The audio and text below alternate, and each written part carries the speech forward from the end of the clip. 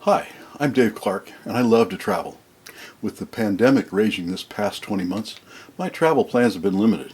My wife Sherry and I managed to travel to Mexico in January, before vaccines were widely available, and then to Greece in September, when vaccination was the norm. As the travel restrictions are lifting, and more people like me are eager to travel, I thought it might be useful to share our experiences.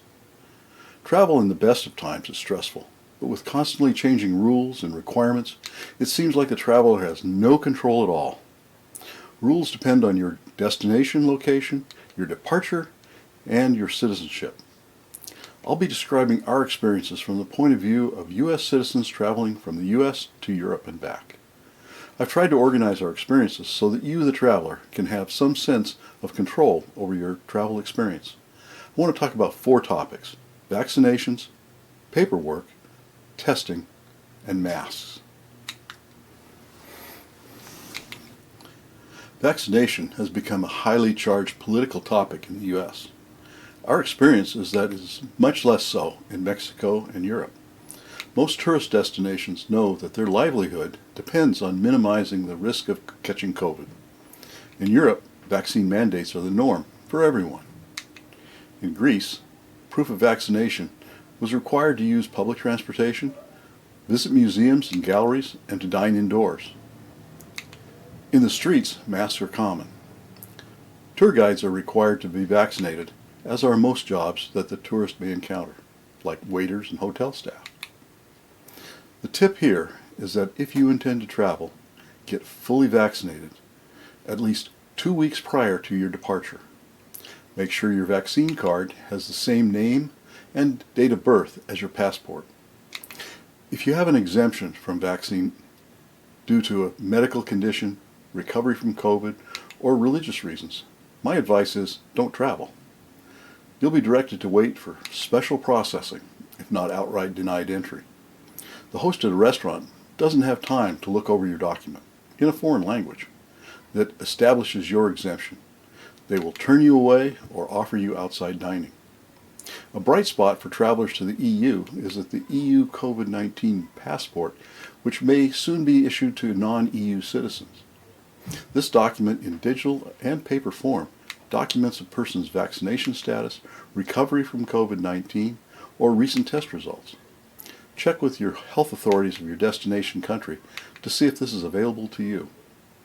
Which brings us to another topic: paperwork. In addition to the usual paperwork needed to enter a country, passport, landing card, and visa, the traveler must now fill out additional COVID-related paperwork.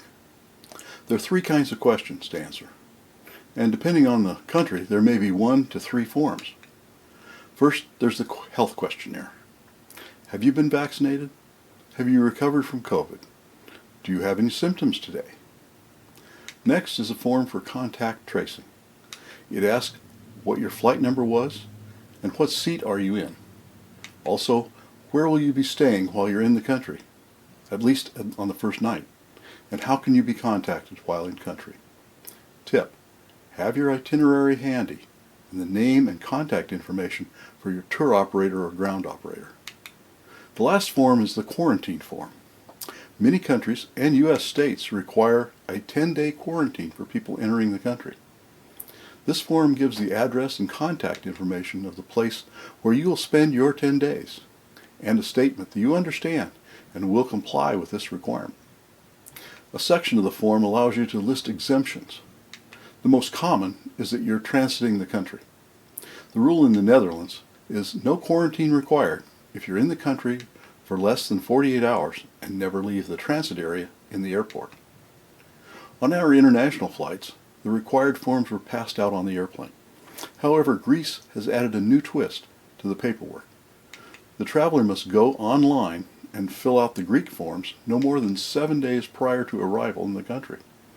You submit your form online and wait for a response.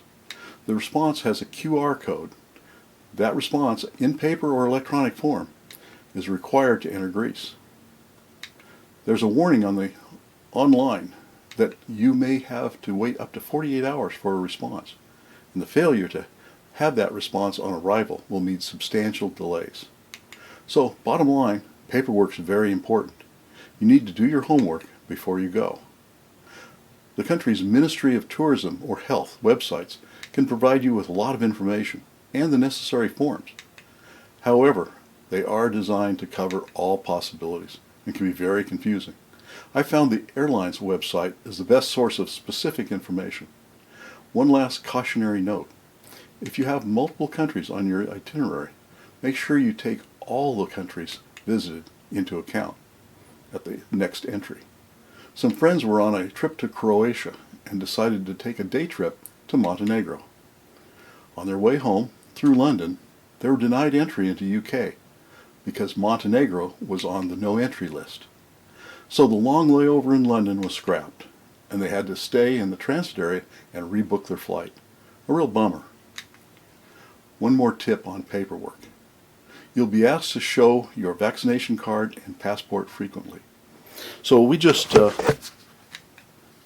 paper clipped our card facing the picture page of our passports. Very handy. The next topic is testing. As a vaccinated U.S. citizen, at a minimum, you'll need a negative COVID test no more than 3 days prior to your arrival back in the States. The best way to do this is to have your tour operator make it part of your itinerary and prepay for it. The test in Greece was 10 euros, and in Mexico it was 28 US dollars. If you're rolling your own, your hotel should be able to set it up for you. You might want to add this request when you make your reservations. What you don't want to do is think that you can get to the airport a little early and get tested there. Some countries are requiring a negative test on entry, so you'll need to get tested before you leave the U.S. There are a lot of free COVID testing locations around the country. The problem is that they don't guarantee the results will be available within 72 hours. So most cities now have commercial testing sites specializing in tests for travel. They'll provide a rapid test with results in 1 hour. Be aware that these tests are not considered medically necessary and are not covered by your insurance. To add insult to injury, these tests cost between $150 and $250. Another tip, get an appointment. We got tested at SeaTac Airport. There were 2 lines, one for appointments and one for walk-ups. There were 2 people besides us in the appointment line. We waited 15 minutes to get in, and our test results were delivered in 1 hour. While we waited for our results, we watched the walk-up line grow to over a dozen people, but only 1 person from that line got tested in that hour. Testing's a big deal, so plan ahead.